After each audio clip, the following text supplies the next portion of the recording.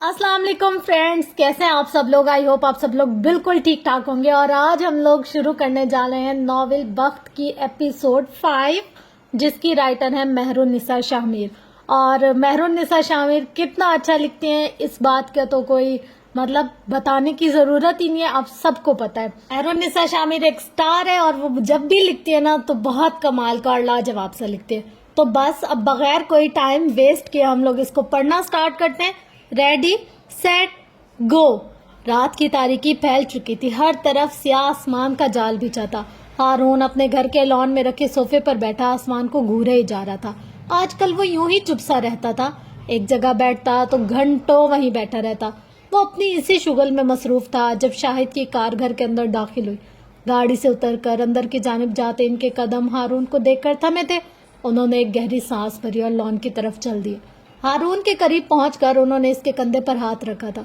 हारून ने गर्दन मोड़कर इनको देखा। इसकी ग्रे आंखें उदासी लिए हुए थी। शाहिद का दिल दुखा था। यहाँ क्यों बैठे हो यार, चलो अंदर चलते हैं, एक शतरंज की बाजी हो जाए, क्या ख्याल है। पापा, अंदर दम घुट रहा है, ऐसे लग रहा है जैसे किसी ने मेरे गले में फंदा डाल दिया और बार बार इस फंदे को खींचकर मेरी गर्दन पर तंग करता जा रहा हूँ। थोड़ी देर के लिए वो मुझे आजाद करता है और फिर अगले ही लम्हे वो फंदा इतना तंग हो जाता है कि मेरा सांस रुकने लगता है। आपके साथ कभी ऐसा हुआ है? वो इनकी आंखों में देखते हुए पूछ रहा था। उन्होंने इसकी बात का कोई जवाब नहीं दिया था, बल्कि हारून के साथ वाली कुर्सी खींचकर इसके सामने ही बैठ गए थे और फिर नरमी से इसके दोनों हाथ थाम लिए। मेरे साथ ऐसा तब होता है जब मैं तुम्हारी आंखों में उदासी देखता, तब होता है जब तुम्हें जरा सी भी तकलीफ पहुंचती है। तुम्हें पता है हारून, मेरा जी चाहता है मैं हालक के कदमों में जाकर बैठ जाऊं और इसकी मिन्नत करूं कि वो तुम्हारे साथ ऐसा ना करे। लेकिन फिर सोचता हूँ क्या बेटे को भीख दिलवाऊं? इतना कमजोर और कमजफ तो नहीं है मेरा बेटा। मुझसे सब्र नहीं होता पापा, मेरा दिल जख्मी है। मैं खुद को ठीक करने का वादा कर चुका हूँ, अपने साथ मजीद ज्यादती ना करने का अहद कर चुका हूँ, लेकिन मुझसे ये नहीं हो रहा। मैं खुद को बेबस महसूस करता हूँ और जब ऐसा महसूस करता हूँ तो दिल करता है पूरे घर को जलाकर राख कर दूं, सारी दुनिया को आग लगा दूं। मैं ये नहीं कर सकता पापा, मैं इतना मजबूत नहीं हूँ। लोग कहते हैं नमाज पढ़ो सुकून मिलेगा, मैं कैसे पढ़ूं? इसका चेहरा आंखों में फ्रेम होकर रह गया है और मैं किस मुंह से अल्लाह के सामने जाऊं? एक लड़की की वजह से अल्लाह क्या कहेगा? वैसे तो सारी जिंदगी तुम मेरे पास ना आ सके और अब आए भी तो अपनी कर्ज लेकर। वो शिकस्त खोरदा सा लगता था। यही तो बात है बेटे, अल्लाह कुछ नहीं कहता, अल्लाह टूटे दिलों को जोड़ता है। ये तो लोग हैं जो शिकवे करते हैं, ताने देते हैं, वो तो समेट लेता है, ढांप लेता है। और तुमसे किसने कहा कि नमाज सुकून के लिए पढ़ो? नमाज तो अताअत के लिए पढ़ी जाती है।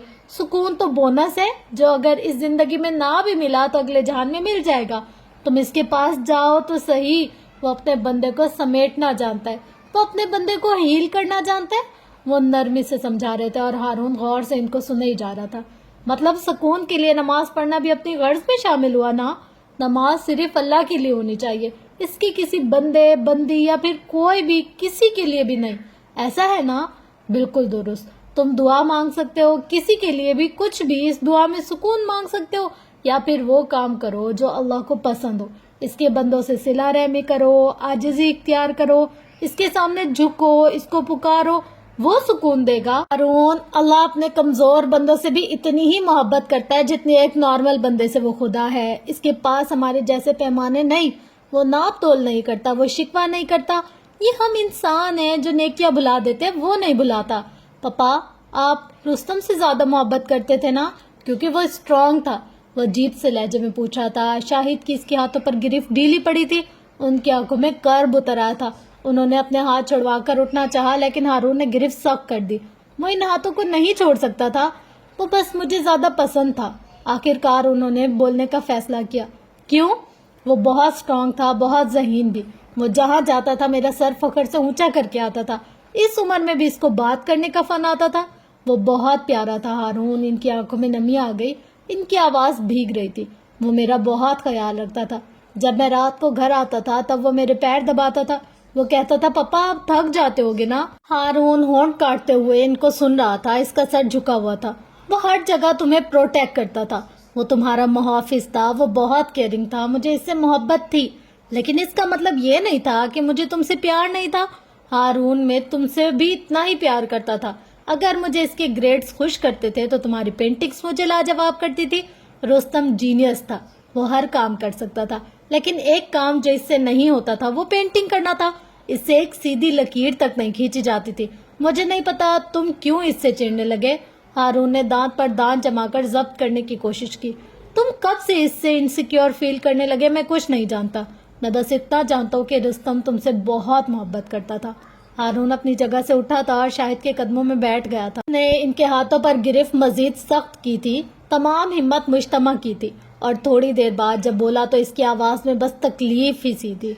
पापा, मैंने रुस्तम को नहीं मारा था। वो एक एक लफ्ज पर जोर देते हुए बोला था। वो एक हादसा था। मैंने इसको जानबूझकर नहीं मारा था। वो लफ्ज तोड़ तोड़ कर अदा कर रहा था। बिल आखिर इसने 14 साल बाद ये राज खोलने का फैसला कर ही लिया था।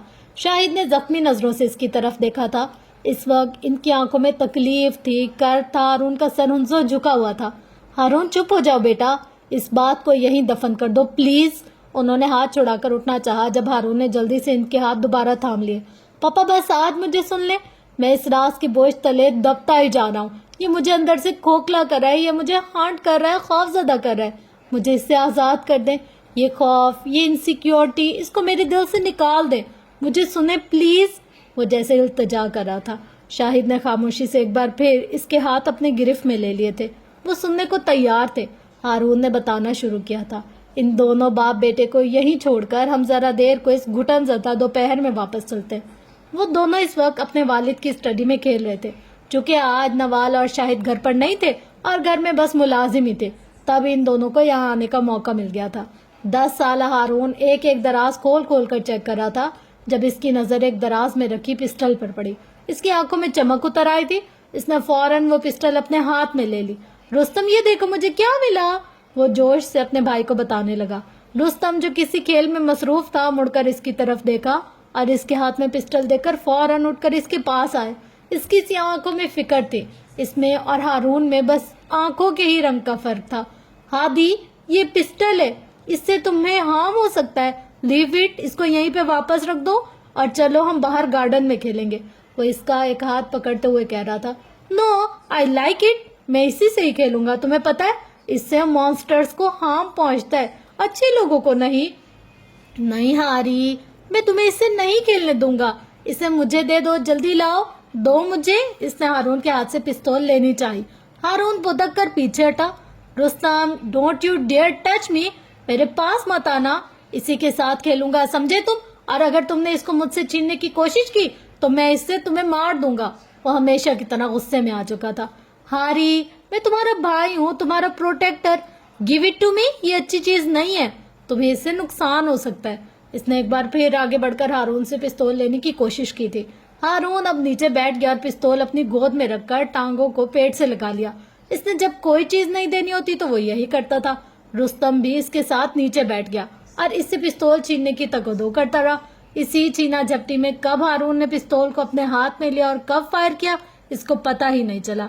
इसको होश तब आया जब इसने अपने भाई को, अपने प्रोटेक्टर को बिना मछली की तरह तड़पते देखा। गोली सीधा इसकी पेशानी में लगी थी। खून उबल उबल कर निकलता सफेद मार्बल के फर्श को गीला कर रहा था। हारून फटी फटी नजरों से चंद लम्हों तक अपने भाई को तड़पते हुए देखता रहा। फिर गिरता पड़ता इसके पास गया। चूंकि शाहिद हुसैन की स्टडी साउंड प्रूफ थी, इसलिए बाहर काम करते मुलाजमों को कुछ खबर ना हो सकी।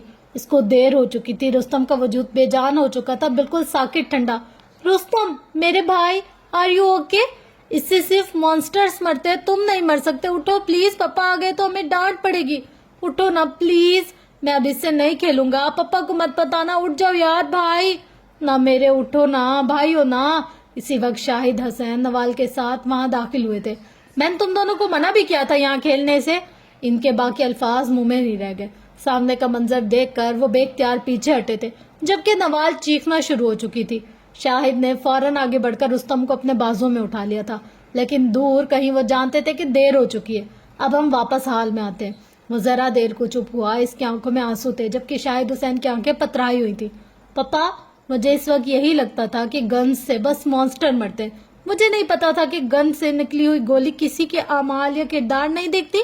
वो किसी की अच्छाई बुराई नहीं देखती, वो बस जिस्म देखती और इस जिस्म को चीरती हुई निकल जाती है। इसका चेहरा पसीने से तर था। वो अब भी डरा हुआ लगता था। مجھے نہیں پتا تھا وہ مر جائے گا. آپ نے کہا تھا گن سے بس مانسٹرز مرتے ہیں. آپ کو یاد ہے ایک دفعہ ہم کوئی فلم دیکھ رہے تھے, ہم سب تھے, پوری فیملی. اس فلم میں ایک آدمی کو گولی لگی تھی. میں نے آپ سے پوچھا تھا پپا کیا وہ مر گیا؟ یاد ہے آپ نے کیا کہا تھا؟ شاہد نے پریشانی سے اس کو دیکھا. ان کو کچھ یاد نہیں تھا. انہوں نے کوئی جواب بھی نہیں دیا. ہارون کو ان کا جواب سننا بھی نہیں تھا. آپ نے بولا تھا وہ نہیں مرے گا کیونکہ وہ اچھا آدمی ہے. میں نے پوچھا تھا پھر یہ خون کس کا ہے جو اس کے جسم سے نکل ہے؟ آپ کو یاد ہے آپ نے کیا کہا تھا؟ وہ ان کو دیکھتے ہوئے پوچھ رہا تھا. شاہد نے نفی میں سر ہلا دیا. پپا آپ نے کہا تھا وہ خون نہیں ہے, وہ ریڈ کلر کا پینٹ ہے. وہ ایک ایک لفظ پر زور دیتے ہوئے بولا. مجھے رستم کا خون بھی خون نہیں لگا پپا, وہ مجھے پینٹ لگا تھا, سرخ کلر کا پینٹ. مجھے لگا وہ بھی کسی فلم والے آدمی کی طرح مرے گا نہیں, کیونکہ رستم تو اچھا تھا نا, اور گن سے تو بس مانسٹر ہی مرتے تھے. شاہد کو لگا جیسے کسی نے ان کو کھینچ کر تھپڑ دے مارا. وہ شاکڈ تھے, بالکل شاکڈ. ہارون بھی خاموش ہو گیا, لیکن بس چند لمحوں کے لیے. اس نے ایک بار پھر بولنا شروع کیا تھا. میں ہمیشہ سے اس بارے میں بات کرنے سے ڈرتا تھا, کیونکہ مجھے لگتا تھا اگر آپ کو سب بتا دیا تو آپ مجھے چھوڑ دیں گے. میں بہت ڈر گیا تھا پپا. میری آنکھوں میں رستم کا وہ آخری چہرہ حفظ ہو کے رہ گیا تھا. ایسے میں جب بھی آپ مجھ سے اس دن کا واقعہ پوچھتے تھے تو میں توڑ پھوڑ شروع کر دیتا تھا, چیختا تھا, چلاتا تھا, اور آپ اس ٹاپک کو وہیں بند کر دیتے تھے. مما ایک بیٹا کھو چکی تھی, دوسرا نہیں کھونا چاہتی تھی, اسی لیے وہ مجھ سے کچھ نہیں پوچھتی تھی. میں اس وقت سے ڈرا ہوا ہوں پپا. اس کی آنکھوں سے نکلتے آنسو شاہد کے ہاتھوں پر گر رہے تھے. وہ رک رک کر بول رہا تھا. میں نے اپنے خوف کو باہر نہیں نکلنے دیا, یہاں تک کہ وہ ایک بیماری بن گیا اور مجھے ڈرانے لگا. مجھے اس خوف سے نکلنا ہے پپا, یہ مجھے مار رہا ہے, میں تھک گیا ہوں اس بوجھ سے. وہ بری طرح روتے ہوئے بولا تھا. شاہد اپنی جگہ سے اٹھے اور اس کے ساتھ اسی گھاس پر بیٹھ گئے. انہوں نے نرمی سے اپنے ہاتھ اس کی گرفت سے آزاد کیے تھے. ہارون نے خوفزدہ نظروں سے ان کو دیکھا تھا. اس کی آنکھوں میں کرب اتر آیا تھا. اسے لگا تھا وہ اب ان ہاتھوں کو کبھی نہیں تھام سکے گا. ہارون, میں تمہارا باپ ہوں. میں اس وقت سے لے کر اب تک تمہارے اسی خوف کو نکالنا چاہتا ہوں. میں جانتا تھا اس دن جو کچھ بھی ہوا وہ ایک حادثہ تھا. میں تم سے کمیونیکیٹ کرنا چاہتا تھا. میں تو سچ اسی روز ہی جان گیا تھا. پتہ ہے کیسے؟ وہ نرم لہجے میں پوچھ رہے تھے. کیسے؟ بے اختیار اس کے منہ سے پھسلا. تمہاری پینٹنگ سے. وہ جو تم نے رستم کے جانے کے بعد بس چند آخری پینٹنگز بنائی تھی. تمہیں شاید یاد نہ ہو لیکن مجھے یاد ہے. تم جو کچھ دیکھتے تھے اس کو پینٹ کرتے تھے. تم نے اس رات بھی پینٹنگ بنائی تھی ہارون, میں نے دیکھی تھی. وہ پینٹنگ ساری غلطی تمہاری نہیں تھی, میری بھی غلطی تھی. میرے گھر میں 2 کمسن بچے تھے. مجھے چاہیے تھا میں اپنی گن تمہاری پہنچ سے دور رکھتا, یا پھر میں گن لاک کر کے رکھتا. دراصل غلطی ہم دونوں کی نہیں, یہ بخت تھا. ہارون, رستم اور ہمارا ساتھ اتنا ہی لکھا ہوا تھا. ہارون حق دق سا ان کو دیکھے جا رہا تھا. وہ رونا بھول چکا تھا. وہ پینٹنگز جھوٹ یا خیالی بھی ہو سکتی تھی. اس نے نظریں چرائی تھی. شاہد اس سارے وقت میں پہلی بار مسکرائے. تم نے کبھی خیالی پینٹنگ نہیں بنائی ہارون. شاید تم ہمیشہ وہی بناتے تھے جو تم ایکسپریس نہیں کرتے تھے, یا پھر جو اپنے سامنے ہوتا دیکھتے تھے. تم نے اس رات کے بعد پینٹ کرنا چھوڑ دیا تھا. میں تمہاری پینٹنگز کو بہت مس کرتا ہوں. آخر میں ان کا لہجہ اداس ہو گیا. پپا, اس واقعے کے بعد سے مجھے ہر رنگ سرخ نظر آتا ہے. جب رنگ اپنی ترتیب پہ آ جائیں گے میں پھر سے پینٹ کرنا شروع کروں گا, لیکن اس سے پہلے میں یہ نہیں کر سکتا. شاہد حسین بغیر جواب دیے اٹھ کھڑے ہوئے اور اپنا ہاتھ اس کے سامنے پھیلایا. وہ مسکرا رہے تھے. اندر چل کر کھانا کھائیں یا تم ابھی مزید رونا چاہتے ہو؟ اس نے خاموشی سے اپنے سامنے پھیلے ہاتھ تھام لیے. اب اسے اس کے ہاتھ چھوٹنے کا خوف نہیں تھا. اس کے سینے سے راز کا بوجھ ہٹ چکا تھا. اب وہ اس کو مزید ہانٹ نہیں کر سکتا تھا. وہ خود کو کافی ہلکا پھلکا محسوس کر رہا تھا. وہ اس وقت کمپنی کے آفس میں بیٹھے تھے. کورٹ سے واپسی پہ وہ روز یہی کرتے تھے. ان کا کوٹ اسٹینڈ پر ٹنگا تھا, آنکھوں پر اینک لگائے وہ اس وقت کسی فائل پر نظر جمائے بیٹھے تھے جب ان کا موبائل تھر تھر آیا. انہوں نے ذرا کی ذرا نظر اٹھا کر ٹیبل پر رکھے موبائل کی طرف دیکھا جہاں ان نون نمبر کالنگ لکھا آ رہا تھا. کال اٹینڈ کر کے انہوں نے موبائل کان سے لگا لیا. ہیلو, السلام علیکم. وہ کال پک کرتے بولے تھے. جی میں راز سلطان بات کر رہا ہوں, آپ کون؟ دوسری طرف شاید تعارف کروایا گیا. اچھا, فہیم مرزا. کہیے کیسے مزاج ہیں آپ کے؟ دراصل صبح آپ کا پیغام پہنچایا تھا میرے سیکرٹری نے, لیکن میں مصروف تھا تبھی کال نہیں کر سکا. معذرت. انہوں نے شائستگی سے معذرت کی تھی. فون کی دوسری طرف کچھ کہا گیا. وہ ذرا دیر کو خاموش ہو گئے. شاید مقابل کے الفاظ ذہن میں جذب کرنا چاہ رہے ہو. دیکھیے فہیم صاحب, میں آپ کو ایک بار پہلے بھی یہ بات بتا چکا ہوں اور آج ایک بار پھر بتا دیتا ہوں. میں ہیون نہیں بیچوں گا. وہ میرے بچوں کا حق ہے. وہاں جو رہتے ہیں وہ بھی میری اولاد ہیں. لہٰذا آپ میری یہ بات اپنے ذہن میں بٹھا لیجئے کہ میں وہ جگہ نہیں بیچوں گا۔ ایک ایک لفظ پر زور دے کر بولا گیا تھا۔ مارکیٹ پرائس سے ڈبل کی بات کرتے ہیں نا آپ، میں وہ جگہ ساری دنیا کے بدلے میں بھی نہیں بیچوں گا۔ آئندہ اس معاملے میں مجھ سے بات مت کیجیے گا۔ خدا حافظ۔ انہوں نے اگلے کی بات سنے بغیر کال کاٹ دی۔ ان کا موڈ خراب ہو گیا تھا۔ انہوں نے اینک اتار کر ٹیبل پر رکھ دی، سر پاور چیئر کی پشت سے ٹکا لیا تھا۔ اسی وقت ان کے آفس کے دروازے پر ہلکی سی دستک ہوئی تھی، جیسے کسی نے 2 انگلیوں سے دروازے کو ہلکا سا بجایا۔ وہ کرنٹ کھا کر سیدھے ہوئے تھے۔ یہ دستک، اس دستک کو تو وہ لاکھوں میں پہچان سکتے تھے۔ وہ اتنے حیران تھے کہ اجازت اندر آنے کی ہی نہ دے سکے۔ دروازے کے پار کھڑے شخص کو شاید اجازت کی ضرورت بھی نہیں تھی۔ وہ دستک دینے کے 10 سیکنڈ بعد ہی دروازہ کھول کر اندر داخل ہو گیا تھا۔ نووارد، دراز قد آنکھیں سیاہ تھی، چمکتی ہوئی ذہین، بال ماتھے پر بکھرے تھے۔ رنگت صاف، چیک شرٹ اور جینز میں ملبوس نوجوان کو دیکھ کر مہراج اپنی جگہ سے اٹھے تھے۔ اس کو دیکھتے ہی ان کی آنکھیں چمک اٹھی تھی، ان میں شناسائی سی جاگی تھی، محبت سی نظر آئی تھی۔ وہ مسلسل مسکرا رہے تھے، وہ بھی مسکرایا تھا۔ مسکراتے ہوئے اس کے دونوں گالوں میں گڑھا بنتا تھا۔ میں نے اندر آنے کی اجازت نہیں دی، وہ خفگی سے بولے تھے۔ جیسے کہ مجھے ضرورت تھی، وہ آبرو اچکاتے ہوئے بولا تھا۔ اب وہ نوجوان ان کے قریب پہنچ کر ان سے بغل گیر ہوا تھا۔ مہراج کافی دیر تک اس کو یوں ہی سینے سے لگائے کھڑے رہے اور تھوڑی دیر بعد اس کو خود سے الگ کیا تھا۔ اب زخم کیسا ہے؟ ریکور کر رہے ہو نا؟ وہ اس کو دیکھتے فکر مندی سے پوچھ رہے تھے۔ میں ٹھیک ہوں جج صاحب، بہت ڈھیٹ جانو، اتنی جلدی نہیں مرنے والا۔ ویسے ابھی کوئی کہہ رہا تھا کہ مجھے اجازت لے کر آنا چاہیے، اپنے مخصوص ٹھہرے ہوئے لہجے میں کہہ رہا تھا۔ اس کی آواز بہت اچھی تھی، ایسی آواز جسے کئی گھنٹوں بغیر بور ہوئے سنا جا سکے۔ بکو مت، سوچ سمجھ کر بولا کرو۔ انہوں نے ڈپٹا تھا، ساتھ اس کو بیٹھنے کا اشارہ کیا تھا۔ وہ ان کے سامنے والی کرسی پر ریلیکس سا بیٹھ گیا۔ عمر، تمہیں یہاں نہیں آنا چاہیے تھا، کورٹ آ جاتے یا مجھے بلا لیتے کہیں۔ میں نے پتہ کروا لیا تھا، شمس صاحب اور سفیر آج نہیں آئے تھے، تبھی آیا ہوں۔ اب کچھ لوگوں نے خود تو آنے کی زحمت نہیں کی تو بیمار کو اپنا حال سنانے آنا ہی پڑا۔ وہ ٹیبل پر رکھے پیپر ویٹ کو گھماتے ہوئے بولا تھا۔ تمہیں کیسے پتا وہ دونوں آج نہیں آئے؟ مجھے سب پتا ہوتا ہے۔ اس نے کندھے اچکائے تھے۔ خیر، کچھ پتا لگا کس نے کیا یہ سب؟ وہ اس کے بازو کی طرف اشارہ کرتے ہوئے بولے تھے۔ جج صاحب، جس نے بھی کیا تھا نا، وہ اپنی سزا بھگت رہا ہے۔ آپ کو کیا لگتا ہے عمر حیات اپنا خون بہایا جانا بخش دے گا؟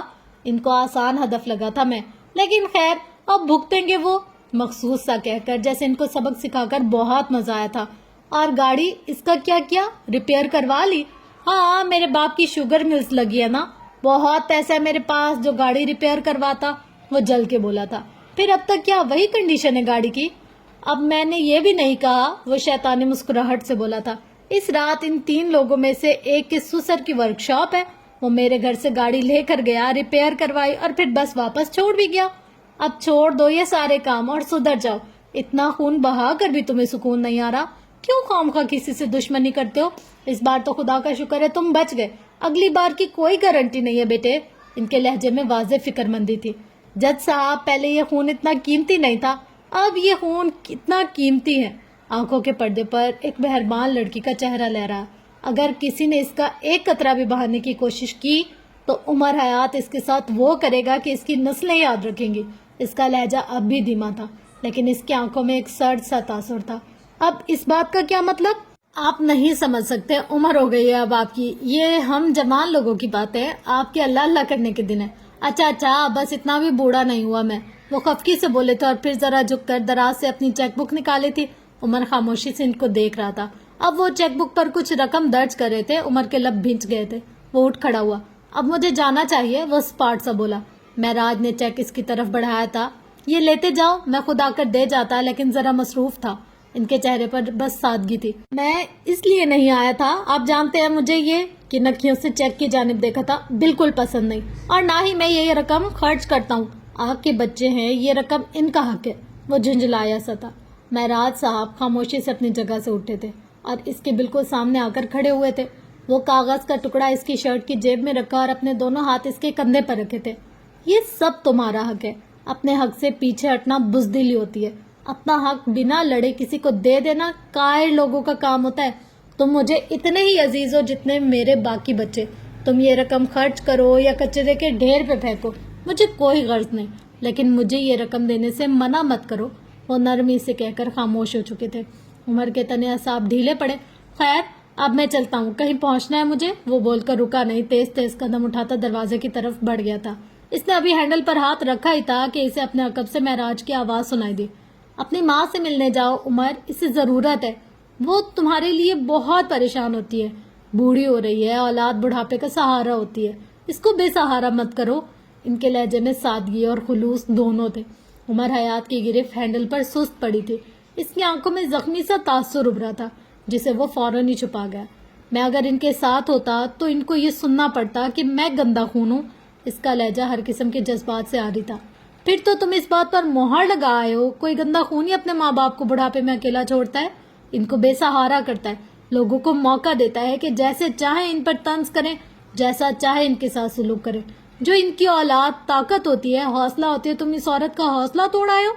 عمر, اس کی طاقت چھین آئے ہو. کسی سے اس کا کچھ چھیننا ظلم ہوتا ہے. تم ظالم بن گئے ہو بیٹے. عمر کا چہرہ لٹھے کی مانند سفید ہو گیا تھا, جیسے کسی نے جسم سے سارا خون نچوڑ لیا ہو. وہ جھیل سکتی ہے, انہوں نے اسی سے زیادہ جھیلا ہے. وہ مڑے بغیر بولا تھا اور دروازہ کھول کر نکل گیا.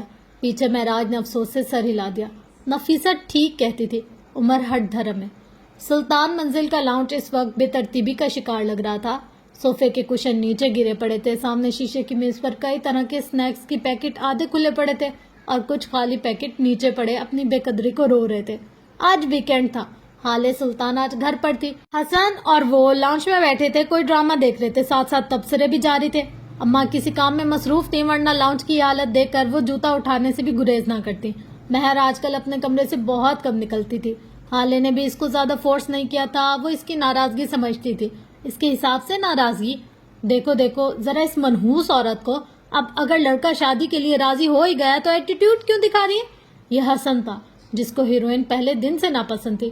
تمہیں کیا تکلیف ہے حسن غلام, اس کی زندگی ہے, جس سے مرضی شادی کرے. ویسے بھی یہ لڑکا مجھے ذرا نہیں پسند. اس نے کھلم کھلا اپنی ناپسندیدگی کا اظہار کیا تھا. وہ باقی دنوں کے برعکس آج گلابی رنگ کے ڈھیلے ڈالے ٹراؤزر شرٹ میں ملبوس تھی. بالوں کو گول مول باندھ رکھا تھا. غرض کہ آج وہ ہر طرح سے سنڈے منا رہی تھی. اس کے ابھی اتنے برے دن نہیں آئے جو تم بھی اس کو پسند کرنے لگو. ویسے بھی شیرنیوں کو پسند آتے ہیں, بکریوں کو نہیں. Hello guys. ہارون کی آواز پر ان دونوں نے مڑ کر دیکھا تھا. حالے دل سے مسکرائی تھی. اسے اپنے قریب اس کے لیے جگہ بنائی. وہ بھی اس کو دیکھ کر مسکرایا تھا. ہتھیلی کی بند مٹھی اس کی بند مٹھی سے ٹکرائی تھی اور اس کے ساتھ ذرا سے فاصلے پر بیٹھ گیا تھا. اس نے سیاہ ٹی شرٹ کے ساتھ نیلی جینز پہن رکھی تھی. وہ حالے سے دور نہیں بھاگنا چاہتا تھا. اس نے محبت کی تھی, یہ کوئی گناہ نہیں تھا جس کو چھپایا جائے یا جس سے نظر چرائی جائے. محبت نہیں ملی وہ تکلیف الگ سہی, لیکن اس کو اپنی اور حالے کی دوستی عزیز تھی. تم نے پھر یہ ڈرامہ لگا لیا. پتا بھی ہے اس کا ہیرو کتنا زہر اگلتا ہے. مجھے تو بہت گندا لگتا ہے. مجھے گندی آنکھوں والا. ہارون اس کے ہاتھ میں پکڑے باؤل سے چپس اٹھاتے ہوئے بولا. خیر تم سے تو زیادہ ہی پیارا ہے. کہاں میرے گرے آنکھیں, کہاں یہ بھینگا. کمال کرتی ہو حالے تم بھی. اس کا رنگ تو دیکھو تم, کتنا صاف ہے, اسکن کتنی فیئر ہے. اتنی کلیئر اسکن تو لڑکیوں کی بھی نہیں ہوتی. وہ ٹی وی پر نظر جماتے ہوئے بولی. یا اللہ, اب یہ بھی دن دیکھنے کو رہ گئے تھے. تم نے مجھے میرے سانولے رنگ کا تانا دیا, میں تمہیں سیو کر دوں گا. تم یہاں قسم پھیلا رہی ہو. وہ گویا دہائی دیتے ہوئے بولا تھا. اللہ اللہ ہارون, میں تو چپ کرتے باسے یا میں تیکو چاہتے باہر سٹا. میرا دماغ خراب کرنے دا پیا ہے. اللہ اللہ ہارون, تم چپ کر کے بیٹھو گے یا میں تمہیں اٹھا کر باہر پھینکو. دماغ خراب کر رہے ہو. کتنی بار میں نے تمہیں کہا یہ ابھی میرے سامنے مت بولا کرو, مجھے نہیں سمجھ آتی. ویسے میرا قد 5 فٹ 4 انچ ہے. حسن کی سنجیدہ سی آواز پہ حالے اور ہارون نے اچنبے سے اس کو دیکھا. تو حالے کے ابرو تفکر سے سکڑے. اور میرا وزن 50 کلو ہے. وہ کشن گود میں رکھے آلتی پالتی مارے بیٹھا. اب بھی سنجیدہ ہی تھا. اب کے حالے کا دماغ گھوما. تو کیا کروں گینڈے, سر پر اٹھا لو تمہیں یا کوئی تمغہ دوں؟ کہنا کیا چاہ رہے ہو؟ پہلی بات یہ کہ میں گینڈا نہیں ہوں. دوسری بات یہ کہ اتنے وزن اور اتنے قد کے ساتھ میں بیٹھا ہوا آپ کو نظر نہیں آ رہا جو آپ دونوں بول بول کر میرا ڈرامہ سپوائل کر رہے ہیں. تیسری بات یہ کہ یہ ہیروئن میری فیوریٹ ہے. میں خود کو اس کی آنکھوں میں ڈوبتا ہوا محسوس کرتا ہوں. اور چوتھی بات یہ کہ آپ دونوں انگلی سے بار بار دونوں کی جانب اشارہ کیا. ہمارا آئی کانٹیکٹ نہیں ہونے دے رہے. وہ کہہ کر بیٹھا نہیں تھا, صوفے سے اتر کر باہر بھاگا تھا. ابھی میں تمہیں ڈبوتی ہوں کراچی کے سمندر میں. تمہاری یہ مجال کہ تم کسی لڑکی کے بارے میں سوچو. آئی کانٹیکٹ کرے گا, ہاں, بہن کے سامنے نامحرم لڑکی کی تعریف کرے گا, ہاں. وہ جارحانہ تیور لیے اس کی جانب بھاگی. حالے ادھر آؤ یار, دفع کرو, اس کو بات کرنی ہے تم سے. ہارون نے پیچھے سے پکارا تھا. میں اس کو چھوڑوں گی نہیں, یہ بہت بگڑا ہے, وہ تمہیں تنگ کر رہا ہے, ورنہ یہ ہیروئن تو خود اپنے سگے باپ کو اچھی نہیں لگتی ہوگی. حسن تو پھر دور کی بات ہے. ہالے ہنس پڑی. بدتمیز, ایسا نہیں کہتے کسی کو. وہ واپس اپنی جگہ پر آ کر بیٹھتے ہوئے بولی, ہاں تو تم اس کا ایکسنٹ تو دیکھو, بالکل فیک لگ رہا ہے. اچھا چھوڑو, دفع کرو, تم نے کیا بات کرنی تھی؟ وہ مکمل اس کی طرف متوجہ ہوئی تھی. اس دن سفیر اتنے غصے میں کیوں تھا؟ وہ سیدھا مدعے پر آیا تھا. حالے نے ایک گہری سانس بھری تھی. ان کو لگتا ہے اس دن ممانی جان کے آنے کا مجھے پتا تھا, اور وہ میری مرضی سے ہی آ رہی تھی, اور یہ سب ان کو چچی نے بتایا تھا. تو تم نے کیا کہا؟ وہ اپنی گرے آنکھوں کو حالے پر مرکوز کر کے پوچھا تھا.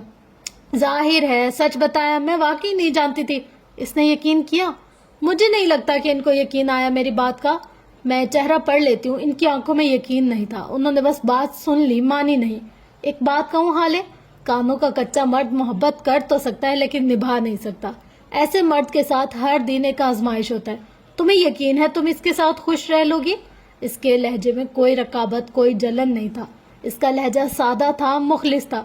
پلیز اب تم شروع مت ہو جانا. ویسے کیا کم مسئلے ہیں جو تم مزید بڑھا رہے ہو؟ میں ان کے ساتھ رہ لوں گی, یہ میری چوائس ہے, جیسا تم بہتر سمجھو. میں پھر بھی یہی کہوں گا کہ سوچ لو ایک بار. اچھا تم یہ سب چھوڑو, مجھے یہ بتاؤ کہ اس بار میری برتھ ڈے پر کیا دے رہے ہو؟ 1 ہفتہ ہی رہ گیا ہے, بس ڈھیر ساری دعاؤں, اور بھلا کیا دے سکتا ہوں میں تمہیں؟ وہ چہرے پر مسکینیت طاری کرتا ہوا بولا تھا. مجھے تو ہیرا چاہیے, بلکہ چلو ابھی چل کر خرید کر آتے ہیں, لنچ بھی باہر کریں گے, میں بور ہو رہی ہوں. وہ فوراً سے اٹھ کھڑی ہوئی. ہیرے پیسوں سے آتا ہے, اس وقت میں کنگال ہو گیا ہوں.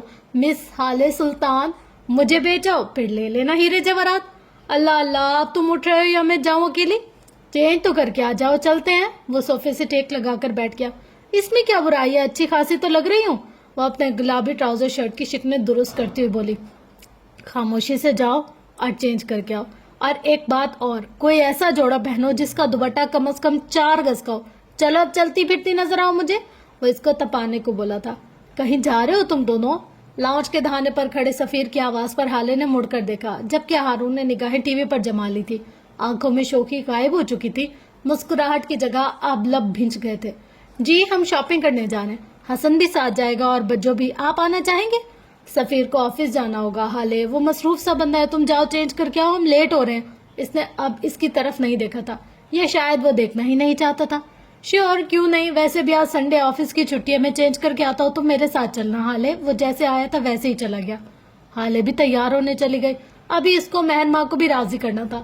مہراج سلطان کو آفس سے آئے کافی دیر ہو چکی تھی, لیکن حسینہ بیگم ان کو کہیں نظر نہیں آ رہی تھی.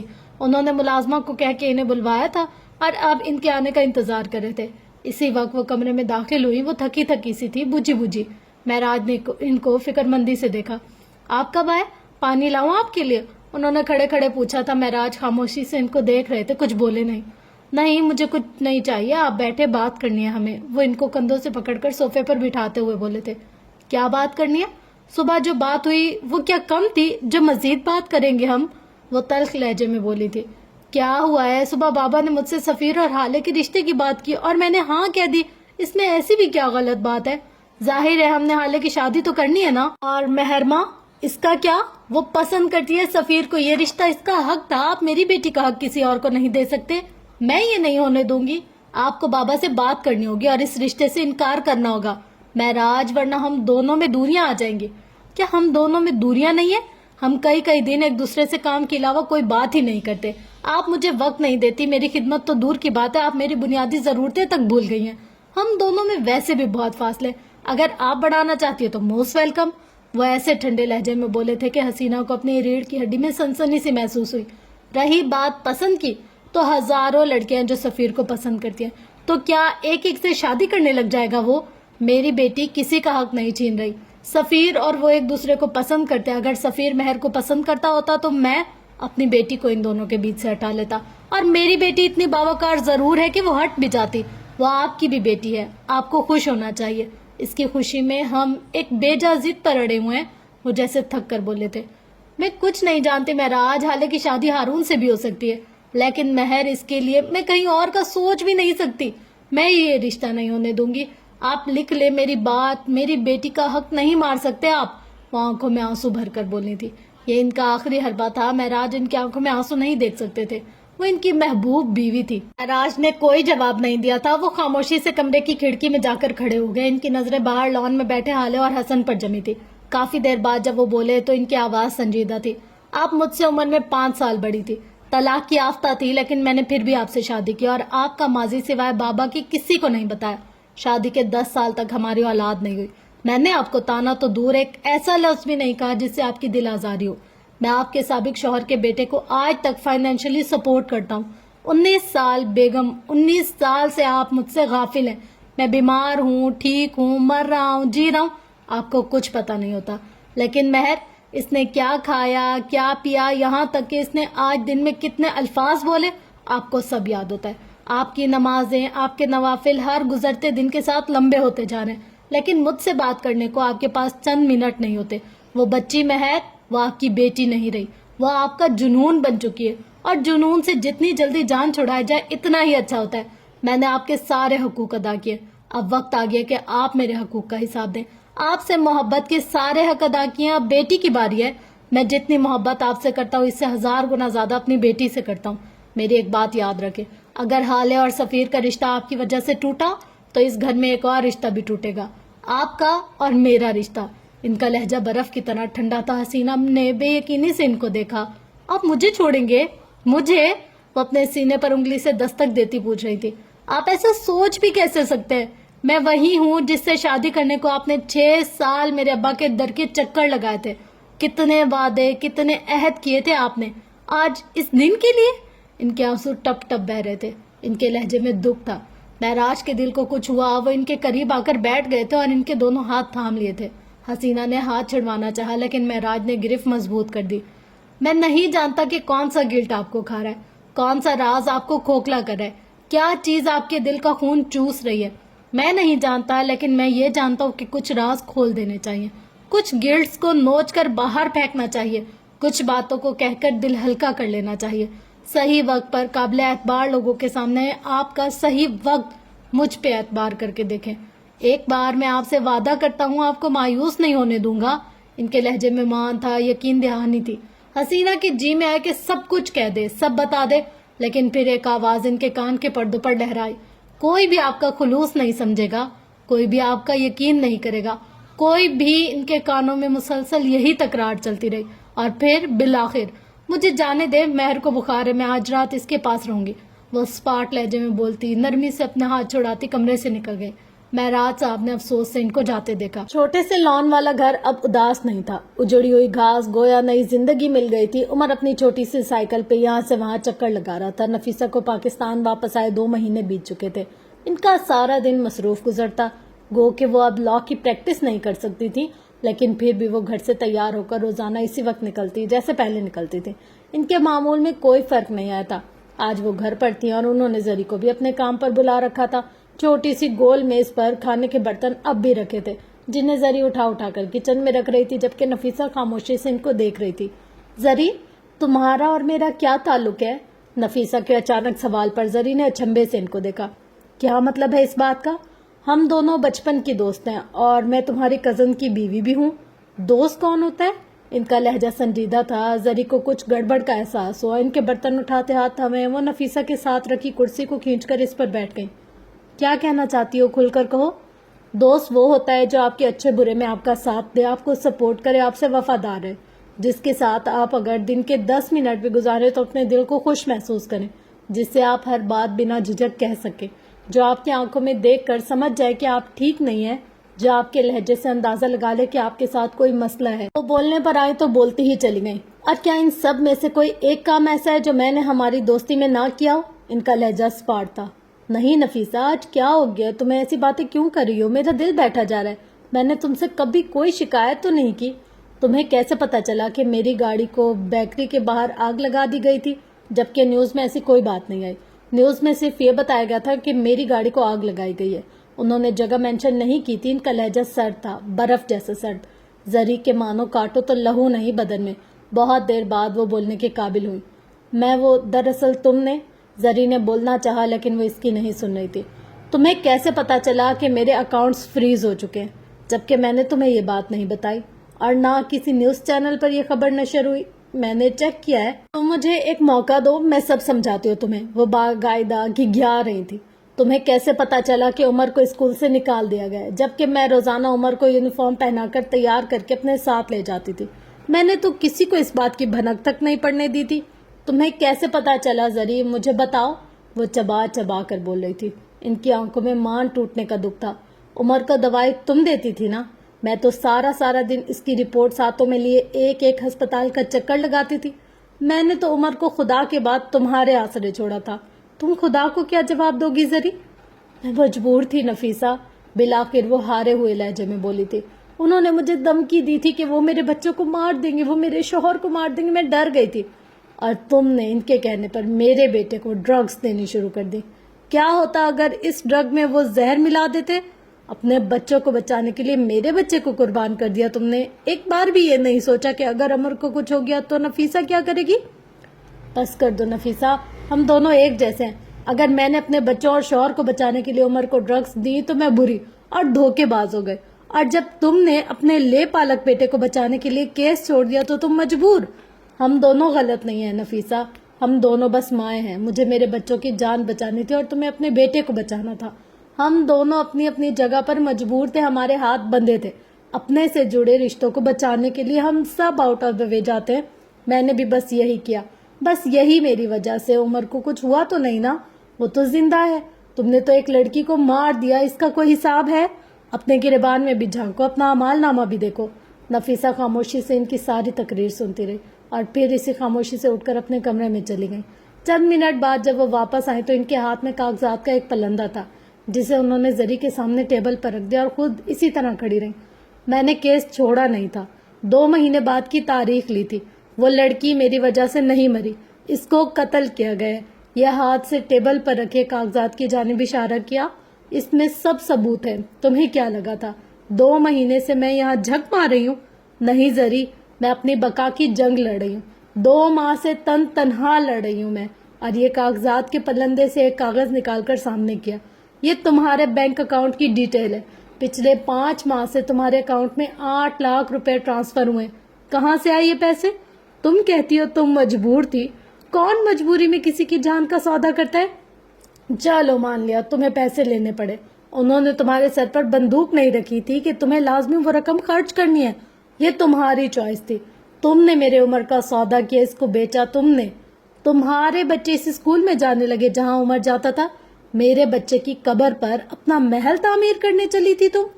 ان کے لہجے میں کوئی غصہ نہ تھا، نہ وہ چیخ رہی تھی۔ ان کا لہجہ ٹھنڈا تھا، بے جان، جذبات سے آری۔ اب تم مجھے یہ بتاؤ کہ کتنے میں بیچا میرے عمر کا خون؟ ان کی آنکھوں میں زخمی سا تاثر۔ تری کا رنگ سفید پڑ گیا، ان کا سانس سینے میں اٹکنے لگا۔ یہ میرے بچوں کی ضرورت تھی نفیسہ، انہوں نے سر جھکائے بہتے آنسوؤں کے ساتھ اعتراف کیا۔ نہیں زری، یہ تمہارا حسد تھا، تمہاری ضرورتیں بخوشی پوری ہو رہی تھی۔ تمہیں زیادہ کے لالچ نے دھوکہ سکھایا، تمہیں بخت سے لڑائی نے جان لینا سکھایا۔ وہ اس کو دیکھتے ہوئے افسوس سے کہنے تھی، مہنگا اسکول، برانڈڈ چیزیں، اچھا کھانا، اچھے جوتے اور کپڑے، کیا یہ سب صرف عمر کا حق تھا؟ یہ عمر کا بخت تھا۔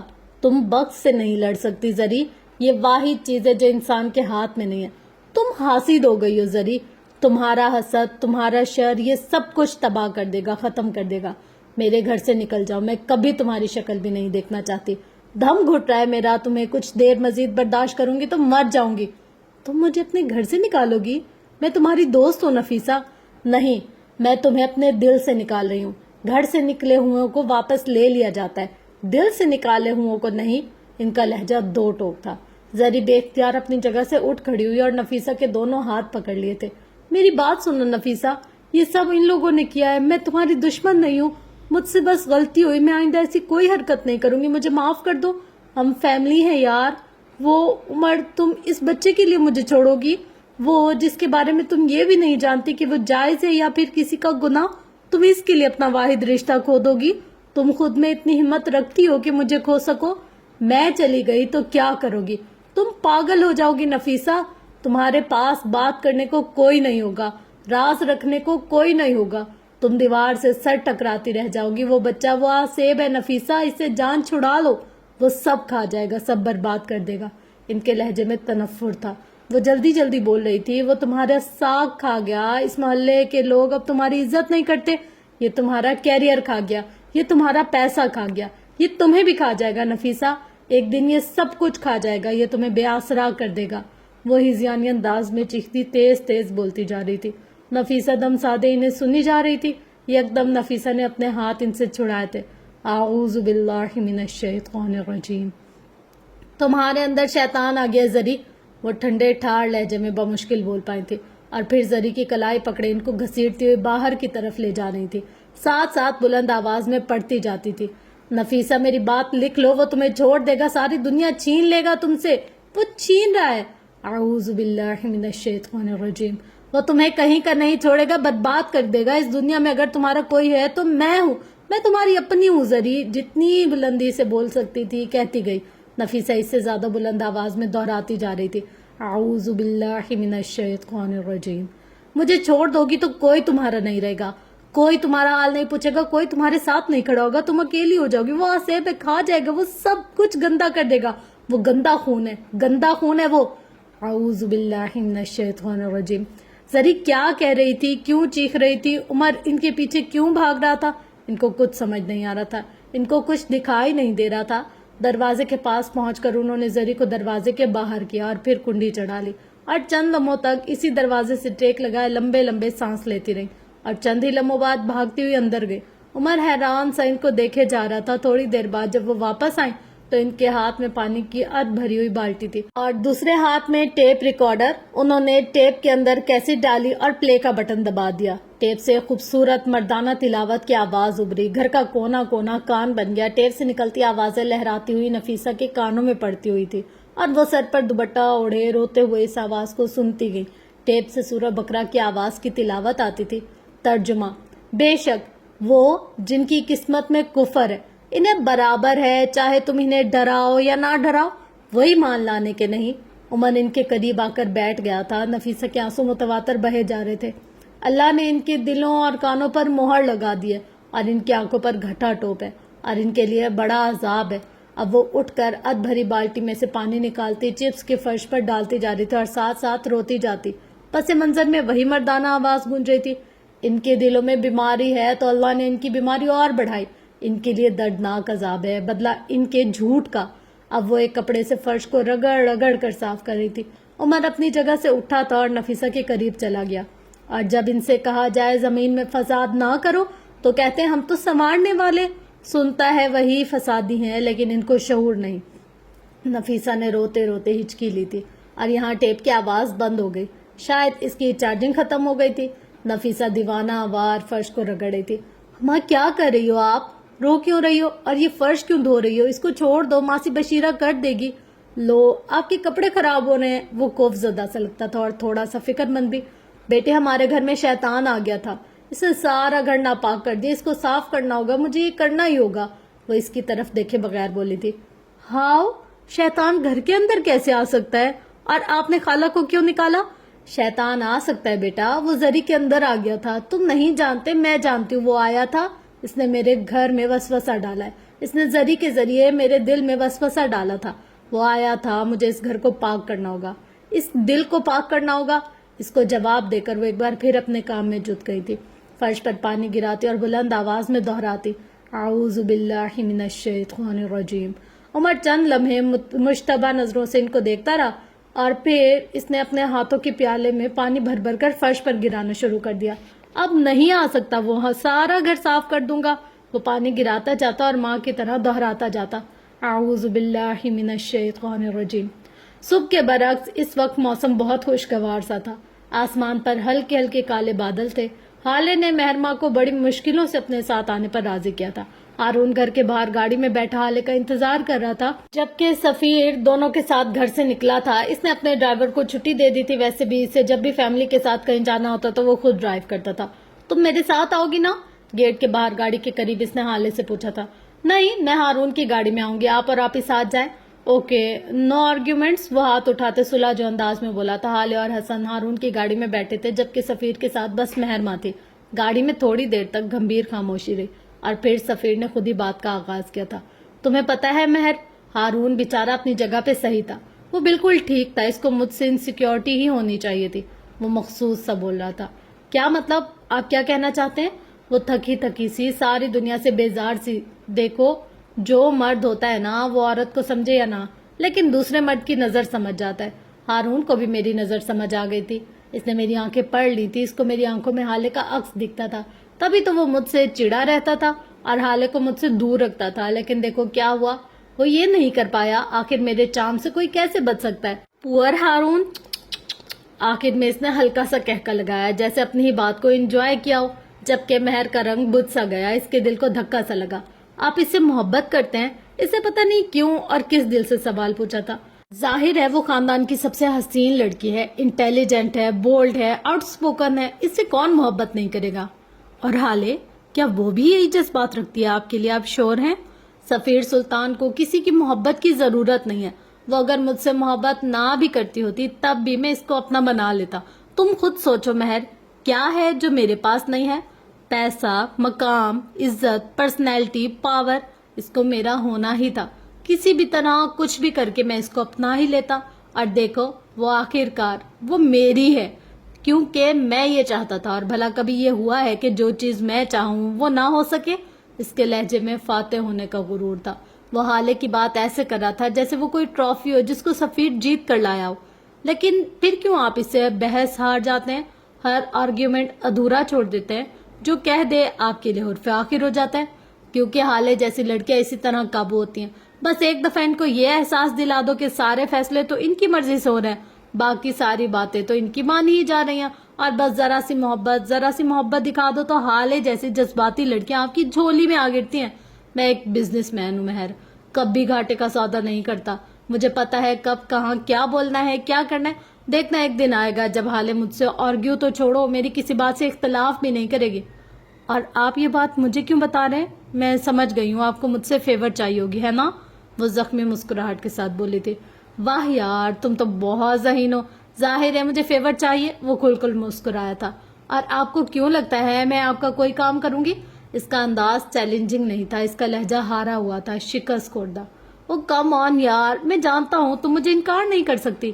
مہر نے گہری سانس بھری تھی، البتہ کچھ کہا نہیں۔ تم بس ممی سے یہ کہہ دو کہ تم مجھ سے شادی نہیں کرو گی۔ تم کرنا ہی نہیں چاہتی، کر لو گی نا؟ اس نے ایسے مان سے پوچھا تھا کہ مہر انکار کرنے کی جرت ہی نہیں کر سکتی تھی۔ وہ خاموشی سے کھڑکی سے باہر بھاگتی گاڑیاں دیکھنے لگی تھی، ساتھ ان کو گنتی جا رہی تھی، 1 2 3۔ سفیر کی گاڑی کے برعکس ہارون کی گاڑی کے اندر کا ماحول خوشگوار تھا۔ میوزک، ہلکی پھلکی باتیں، ایک دوسرے پہ جملے کسنا۔ یہ صبح صبح تمہارے دادا جان نے کیوں عدالت لگوا رکھی تھی؟ گھر کے سب بڑے ان کے کمرے میں جمع تھے، فروا چچی کو بھی میں نے وہیں سے نکلتے دیکھا تھا، کافی غصے میں تھی، اور پھپھو جان بھی اداس تھی۔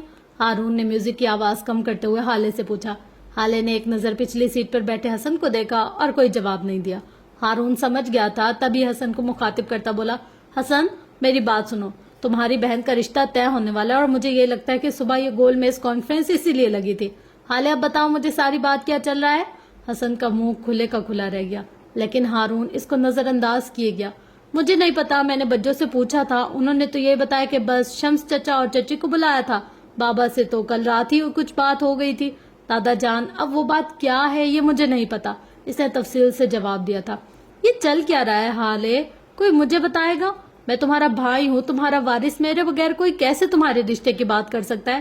اور ہارون بھائی، آپ کب لائے رشتہ؟ میں کہاں تھا؟ وہ حیران سے سوال پہ سوال کیے گیا۔ میرا پیارا بھائی، حالے کو اس پہ پیار آیا تھا۔ کتنی فکر ہے نا تمہیں میری، میں ایویں تم سے اتنا لڑتی رہتی ہوں، اب پکا تمہیں کبھی تنگ نہیں کروں گی۔ کتنا اچھا ہے نا میرا بھائی؟ ہارون سے تائید چاہیے۔ میں رشتہ نہیں لایا، سفیر اور حالے کی بات ہو رہی ہے، وہ سنجیدہ سا بولا تھا۔ ان دونوں کا نام ساتھ لیتے دل 1000 بار ٹوٹا تھا۔ کیا؟ او نو، وہ چلایا۔ نہیں، یہ کیسے ہو سکتا ہے؟ میں یہ ہونے نہیں دوں گا۔ تم سفیر بھائی سے شادی نہیں کر سکتی، میں کرنے ہی نہیں دوں گا۔ کیوں نہیں کر سکتی؟ بتانا پسند کرو گے گینڈے؟ وہ تب کے بولی تھی۔ تم ہارون بھائی سے شادی کرو اور رخصت ہو جا سلطان منزل سے، آئی سمجھ؟ وہ 2 ٹوک لہجے میں بولا تھا۔ ہارون نے مسکراہٹ دبائی تھی، جبکہ حالے کو تو آگ ہی لگ گئی۔ میں نے ابھی جوتا اتارنا ہے اور تمہارے سر پر مارنا ہے۔ تمہیں آخر تکلیف کیا ہے میری اور سفیر کی شادی سے؟ تکلیف تو ہے، آدھی زندگی تو تم میرے سر پر مسلط رہی ہو، اب سفیر بھائی سے شادی کر کے تو تم سلطان منزل کی ملکہ ہی بن جاؤ گی، اور میری نہ پہلے کوئی عزت تھی نہ اب ہوگی۔ کیا کیا نہیں سوچا تھا میں نے کہ تم ہارون بھائی سے شادی کر کے چلی جاؤ گی اور میں سلطان منزل کا بے تاج بادشاہ بنوں گا، لیکن نہیں، تم سے کہاں برداشت ہوگی میری حکومت بھائی۔ میں نہیں جانتا، کچھ ہو تم اس رشتے سے انکار کر دو، بادشاہ تو تم پھر بھی نہیں بن سکتے، سفیر تم سے بڑا ہے، اسی کی حکومت ہوگی سلطان منزل پر۔ تو اس کو تپانے کو بولی تھی۔ ہاں ٹھیک ہے، وزیر ہی بن جاتا میں، مجھے بھی قبول ہے، وہ منہ بسور کر بولا تھا۔ بکو مت حسن غلام، چلتی گاڑی سے دھکا دے دوں گی تمہیں، اب آواز نہ آئے تمہاری۔ ہاں ہارون، تم کیا بتا رہے تھے؟ وہ اس کو ڈپٹ کر ہارون کی جانب متوجہ ہو چکی تھی، جبکہ حسن بے بسی سے اس کو دیکھ کر رہ گیا، اس کے تو سارے خواب ہی ٹوٹ گئے تھے۔ وہ پانچوں شہر کی ایک مہنگی ڈائمنڈ شاپ میں موجود تھے۔ حسن خاموشی سے ایک سنگل صوفے پر بیٹھا تھا، مہر بھی اس کے ساتھ والے صوفے پر مخموم سی بیٹھی تھی، حالے کاؤنٹر کے سامنے کھڑی اپنے لیے کچھ پسند کر رہی تھی۔ ہارون اس کے ساتھ ہی کھڑا تھا، جبکہ سفیر اس سے ذرا فاصلے پر ایک کال سنتے ہی ٹھہر گیا تھا۔ ہارون نے حالے کو ایک انگوٹھی پسند کر کے دی تھی، وہ حالے کی برتھ ڈے پہ انگوٹھی ہی گفٹ کرتا تھا۔ حالے نے بھی اپنے لیے بریسلیٹ نکلوایا تھا، وہی بریسلیٹ مہر کو دکھانے وہ سامنے صوفے کی جانب بڑھ گئی۔ تبھی سفیر ہارون کے ساتھ آ کھڑا ہوا اور اس کے ہاتھ میں پکڑی انگوٹھی اچک لی۔ ہارون نے اس کو کھا جانے والی نظروں سے دیکھا تھا۔ یہ رنگ میں نے پسند کیا حالے کے لیے، تم کچھ اور دیکھو سفیر، وہ ناگواری سے بولا تھا۔ اب یہ مجھے پسند ہے، وہ انگوٹھی کو تنقیدی نظروں سے دیکھتا بول رہا تھا۔ ویسے بھی جب لڑکی ہی تمہاری نہیں رہی تو اس رنگ کا کیا کرو گے؟ ایک اور بات، حالے کو رنگ دینے کا اختیار بس میرا ہے، اب تمہیں چاہیے کہ کچھ اور دیکھ لو یار۔ ویسے بھی ایک بات ہے، تم سے چیزیں چھیننا پتہ نہیں کیوں مجھے اتنا پسند ہے، وہ ہلکی سی مسکراہٹ کے ساتھ بولا تھا، جبکہ اس کی آنکھوں میں واضح طنز تھا۔ یہ رنگ خاموشی سے مجھے واپس کر دو سفیر، ورنہ اچھا نہیں ہوگا۔ او کیا کر لو گے تم؟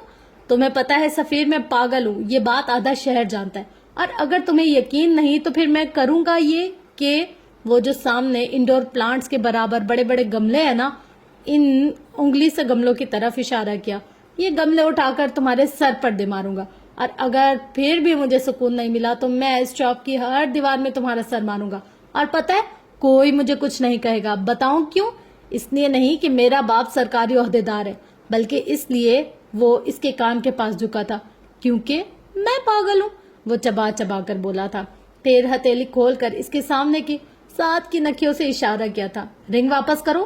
سفیر آنکھوں میں خون لیے اس کو دیکھتا رہا اور پھر رنگ اٹھا کے اس کی ہتھیلی پر دے ماری۔ ایک بات بتاؤ سفیر، تم چاہے کچھ بھی کر لو، لیکن میں جانتا ہوں تم حالے سے محبت نہیں کرتے۔ یہ فیلنگز کچھ بھی ہو سکتی ہیں، اٹریکشن، کرش، برتری کی خواہش، کچھ بھی، لیکن محبت نہیں۔ وہ خاندان کی سب سے حسین لڑکی ہے، اسٹرانگ، اسٹریٹ فارورڈ، وہ بات کرنے کا فن جانتی ہے، وہ بات منوانا جانتی ہے، وہ کسی بھی مرد کو زیر کر سکتی ہے، وہ عام نہیں ہے، اس لیے بس اسی لیے تم اس سے شادی کرنا چاہتے ہو، کیونکہ تمہیں شروع سے ہر بہترین چیز کو اپنا بنانے کی عادت ہے، وہ چبا چبا کر کہہ رہا تھا۔ واہ یار، تم تو جینیس ہو۔ ٹو بی آنیسٹ، محبت کیا ہوتی ہے مجھے تو یہ بھی نہیں پتا، مجھے سب کچھ پلیٹ میں رکھا ہوا ملا ہے، پیار، پیسہ، مقام، اور اب حالے وہ بھی مجھے مل جائے گی۔ ہارون، کیا ایسی کوئی چیز ہے جس کی میں نے خواہش کی اور مجھے نہ ملی ہو؟ وہ مسکراتے ہوئے بولا تھا۔ آئی لائک ہر، اور مجھے لگتا ہے یہ بہت ہے۔ محبت کے چکر میں بے وقوف لوگ پڑتے ہیں، تم جیسے پاگل۔ میں ویسا نہیں ہوں، ہر کام سوچ سمجھ کر کرتا ہوں۔ حالے کو میں نے ہر زاویے سے دیکھا ہے، وہ پرفیکٹ ہے، اور ہر پرفیکٹ چیز پر سفیر سلطان کا حق ہے، اور اگر میں یہ بات حالے کو بتا دوں تو میں تو ڈر گیا، دیکھو میں کانپ رہا ہوں، وہ جیسے مخصوص ہوا تھا، اور اس وقت میری محبت میں گرفتار ہے وہ ہارون۔ تم کیا، عرش سے فرشتے بھی اگر اتر کر میرے بارے میں کچھ کہیں گے تو حالے یقین نہیں کرے گی، میں نے کچی گولیاں نہیں کھیلی ہارون، میں نے اس کو قابو کر رکھا ہے، ایسے کہ اس کو لگتا ہے اس کی مرضی چلیے، حالانکہ وہ میرا ہر حکم مانتی ہے۔ لوگ کسی کے دماغ سے کھیلتے ہیں، میں نے حالے کا دل قابو کر رکھا ہے، میں اس کے دل کا حکمران ہوں، اور عورت اپنے دل کے حکمران کے بارے میں کسی سنی سنائی بات پر یقین نہیں کرتی، اپنے من پسند مرد کے گناہوں پر وہ کبوتر کی طرح آنکھیں میچ لیتی ہے، اس کے عیوب ایسے چھپا لیتی ہے کہ فرشتوں کو بھی پتہ نہ چلے۔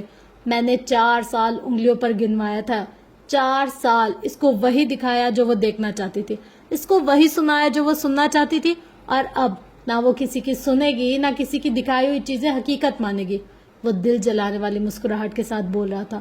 ہارون نے جواب میں کچھ کہنے کو منہ کھولا ہی تھا کہ تب ہی انہوں نے حالے کو اپنی جانب آتے دیکھا۔ ہارون نے فوراً خود کو کمپوز کر لیا تھا. تم نے یہ رنگ پسند کی ہے کیا ہارون؟ وہ اس کے ہاتھ میں موجود انگوٹھی کو دیکھتی پوچھ رہی تھی. ہاں کی تھی، لیکن ابھی اس پہ گندگی لگ گئی ہے، اس لیے یہ نہیں لیں گے، ہم کچھ اور دیکھ لیتے ہیں. اوکے؟ سفیر کا تو مانو خون ہی کھول گیا تھا، جبکہ حالے نے محض سر ہلا دیا. وہاں سے نکلنے کے بعد وہ سب مال گئے تھے. کافی دیر کی خواری کے بعد حسن اور ہارون کی شاپنگ مکمل ہو گئی تھی. مہر نے کچھ نہیں خریدا تھا کیونکہ حالے نے جو کچھ اپنے لیے لیا تھا وہی سیم اس کے لیے بھی لیا تھا. سفیر کو ہر 2 منٹ بعد کوئی نہ کوئی کال آ جاتی تھی، جس کی وجہ سے اس نے ابھی اپنے لیے کچھ نہیں خریدا تھا. وہ ابھی بھی کال سن کر آیا تھا. حسن تو مہر کو لے کر فوڈ کورٹ چلا گیا. اسے بھوک نہیں برداشت ہوتی تھی. حالے، ہارون اور سفیر وہ تینوں اب ساتھ ساتھ چل رہے تھے، ایسے کہ ہارون بیچ میں تھا، حالے اور سفیر اس کی دائیں اور بائیں طرف. ہارون یار ایک بات تو سنو. سفیر ایک دکان کے سامنے رک گیا تھا تو ہارون اور حالے کو بھی رکنا پڑا. بولو. وہ اکھڑا سا تھا. یار تم تو جانتے ہی ہو ہم دونوں کی شادی ہونے والی ہے. وہ حالے کو دیکھتے ہوئے مسکراتے ہوئے بولا تھا. تو شادی سے پہلے کا جو ٹائم ہوتا ہے گولڈن ٹائم، ہم لوگوں کو وہ اسپینڈ کرنا چاہیے. تمہیں نہیں لگتا کہ ہمیں ذرا اکیلے میں ایک دوسرے کے ساتھ کچھ شاپنگ کر لینی چاہیے؟ وہ ایسے کہہ رہا تھا جیسے وہ اور ہارون بچپن کے دوست ہوں. شیور. فوڈ کورٹ میں بیٹھا ہوں حالے، اور تم فری ہو کر آ جانا. اوکے؟ اپنا فون آن رکھنا اور یہ مجھے دے دو. اس نے حالے کے ہاتھ سے وہ واحد شاپنگ بیگ لے لیا تھا جس میں ہارون کا گفٹ تھا اور آگے بڑھ گیا. آپ کو ایسے نہیں کہنا چاہیے تھا، مجھے اچھا نہیں لگا. ہم دونوں اس کے ساتھ بھی وہی باتیں کریں گے جو کہ اکیلے میں. یار پلیز اب میرا موڈ سپوائل مت کرو. چلو آؤ تمہیں کچھ خرید کر دیتا ہوں. وہ اس کا ہاتھ پکڑتے ہوئے بولا تھا. حالے خاموشی سے اس کے ساتھ چل دی. کچھ ہی دیر میں اس کا موڈ ٹھیک ہو گیا تھا. سفیر یہ دیکھیے کتنا پیارا ہے نا. وہ ایک گلابی رنگ کا کامدار جوڑا سفیر کو دکھاتے ہوئے کہہ رہی تھی. ان کے پیچھے ایک سیاہ آنکھوں والا دراز قد نوجوان بھی کھڑا تھا.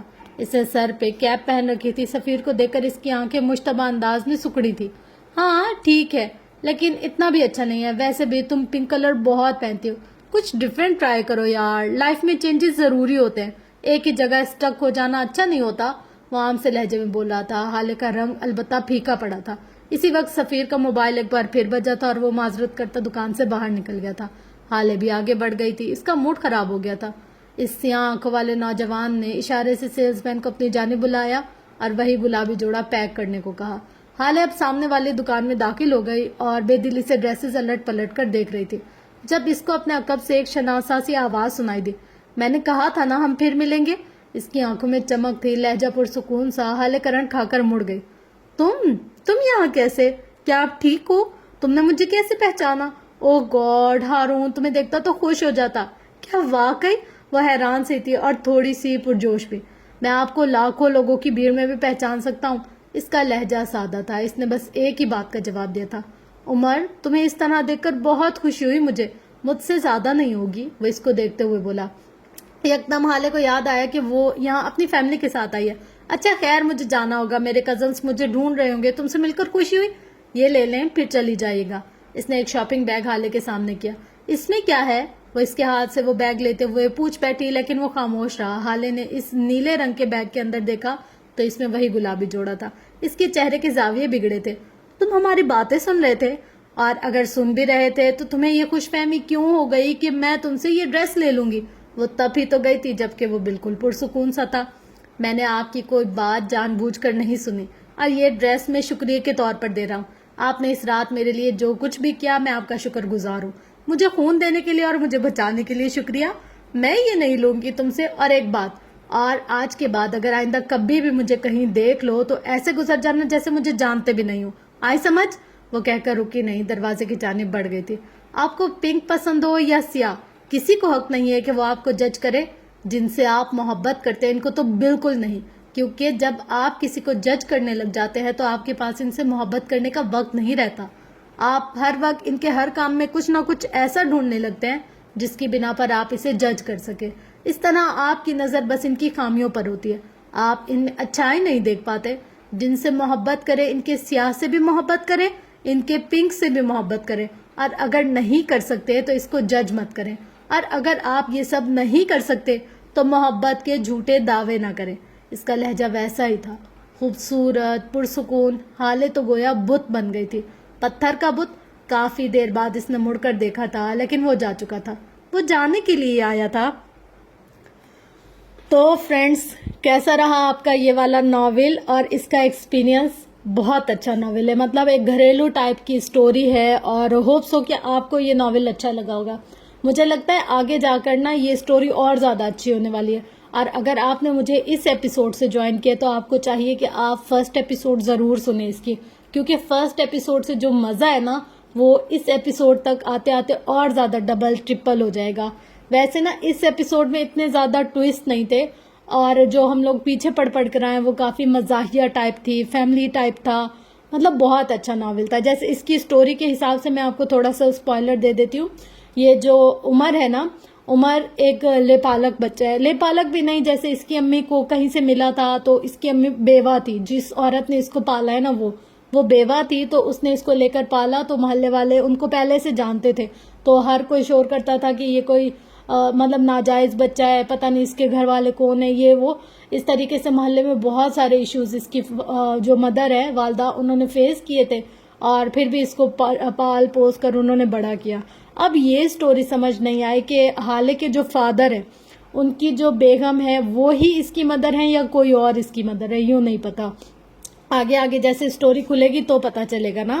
تو اور یہ جو سفیر ہے اور حالے ہے یہ آپس میں کزنز ہے، اور ہارون جو ہے وہ حالے کی ماموں کا بیٹا ہے، اور جو اس کے اندر مہر ہے وہ ان کی ایک پھپھو کی بیٹی ہے، جس پھپھو کی ہو گئی ہے ڈیتھ.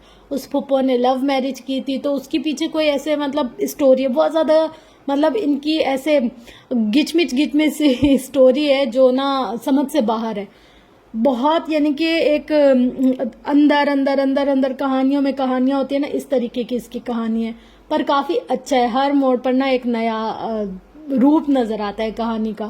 اور مجھے نا خاص طور پر غصہ ہوتا ہے کس بات پہ آ رہا ہے، سفیر. اس جیسے لوگ اس معاشرے میں بھرے پڑے ہیں جو لڑکیوں کو مینوپولیٹ کرتے ہیں، ان کو یہ ظاہر کرتے ہیں کہ یار ہم تمہارے لیے ہیں اور بس ہم تمہارے لیے. لٹرلی اصل میں وہ بندے کسی کے بھی نہیں ہوتا، وہ تو ایون دو اپنے آپ کے بھی نہیں ہوتے. کسی لڑکی سے لائل ہونا تو بہت دور کی بات ہے. ایسے بندوں پر انسان کو 1% بھی یقین نہیں کرنا چاہیے، کیونکہ ان لوگوں سے صرف ہمیں نقصان ہی ہوتا ہے، فائدہ تو بہت کم ہوتا ہے. پر یہ بات بھی بالکل صحیح ہے کہ انسان کو لاکھ سمجھا لے، اپنا دل بھی گواہی دے، ماں باپ سمجھائیں، دوست سمجھائیں، بہن بھائی سمجھائیں، رشتہ دار سمجھائیں، ساری دنیا سمجھائے، پر انسان کو سمجھ نہیں آتی. جیسے کہ اب حالے کو سمجھ نہیں آ رہی. حالے جیسی ہزاروں لڑکیاں اس دنیا میں، لاکھوں کروڑوں لڑکیاں ایسی جن کو وقتی محبت، اٹریکشن، یا پھر اس شخص کی شخصیت اتنی پسند آ جاتی ہے کہ وہ اس کے جو نیگیٹو پہلو ہوتے ہیں اس کو نظر انداز کر دیتی ہیں. ریڈ فلیگز ہمیں بہت نظر آ رہے ہوتے ہیں، پتہ چل رہا ہوتا ہے یار یہ بندہ صحیح نہیں ہے، پر ہم اتنے سٹک ہو جاتے ہیں نا، ہم اس چیز سے نکل ہی نہیں پاتے. جیسا کہ اس میں نا ہم دیکھ رہے ہیں حالے کا حال ہے، وہ اتنی سٹک ہو گئی ہے اس چیز میں، اس کو سمجھ ہی نہیں آ رہا کہ یار مجھے اس چیز سے نکلنا ہے، مجھے اوور کم کرنا ہے، مجھے بچنا ہے، مجھے خود کو پروٹیکٹ کرنا ہے. ایک بات میں کہوں، جب تک انسان خود کے لیے خود سٹینڈ نہیں لیتا نا، کوئی اس کے لیے کچھ نہیں کر سکتا. ہم لاکھ دعائیں کریں، تسبیح کریں، روئیں، گڑ گڑائیں، اللہ کے سامنے جائیں، پر نہیں ہو سکتا. کچھ چیزیں نا ہماری آزمائش ہوتی ہے. اور یہ بھی بات سچ ہے کہ یہ آزمائش نا ایک ٹائم پیریڈ تک ہوتی ہے. کچھ لوگوں کو کسی کے شہر سے نکلتے نکلتے پوری زندگی لگ جاتی ہے، وہ نہیں نکل پاتے.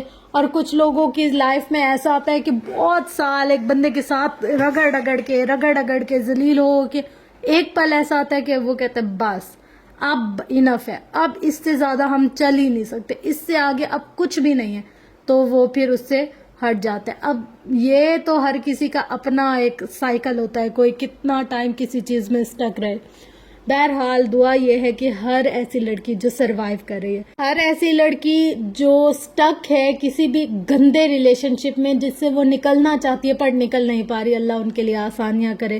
اللہ تعالیٰ ہر مرد عورت، آج کل بیٹیوں کے لیے بھی دعا مانگنی چاہیے اور بیٹوں کے لیے بھی.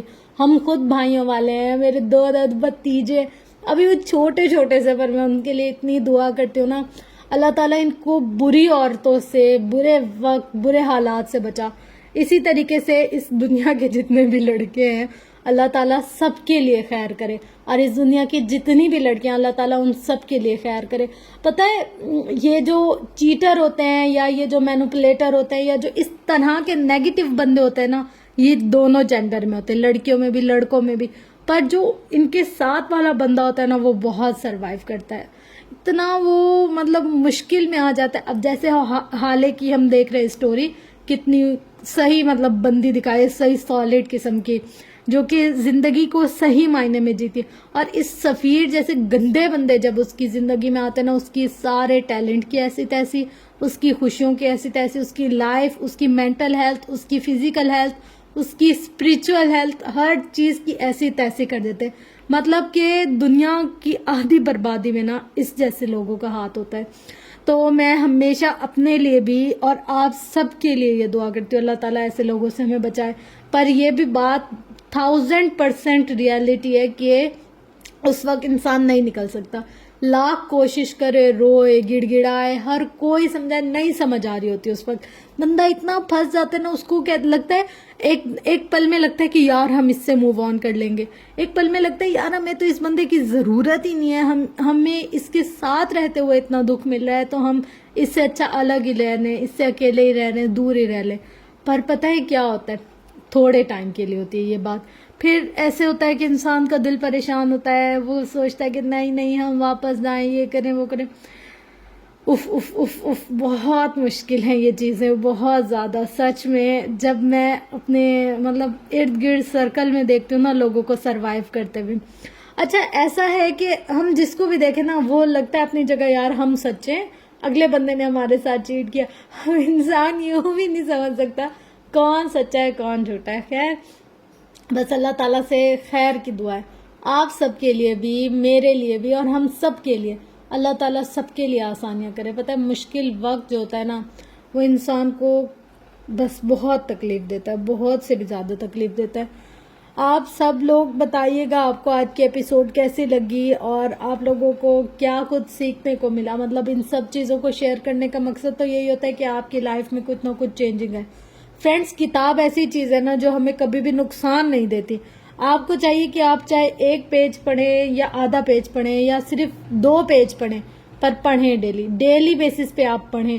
آپ کی شخصیت میں اتنا زیادہ چینج آتا ہے, آپ کو اتنی زیادہ انفارمیشن نالج ملتی ہے نا کہ آپ کی سوچ ہے. تو بس ضرور, اگر پڑھنے کا ٹائم نہیں ہے تو سن لیا کریں, پر سنا ضرور کریں. مطلب کانوں میں کچھ نہ کچھ اچھا, کچھ نہ کچھ انفارمیٹیو جانا چاہیے. اور یہ تھی آج کی ایپیسوڈ. ہوپ سو آپ کو آج کی ایپیسوڈ اچھی لگی ہوگی. اگر ایپیسوڈ پسند آئی تو لائک, شیئر, کمنٹ, سبسکرائب ضرور کیجیے گا. انشاءاللہ ملتے ہیں نیکسٹ ویڈیو میں. تب تک کے لیے مجھے اپنی دعاؤں میں بہت زیادہ یاد رکھیے گا. لو یو آل, اللہ حافظ.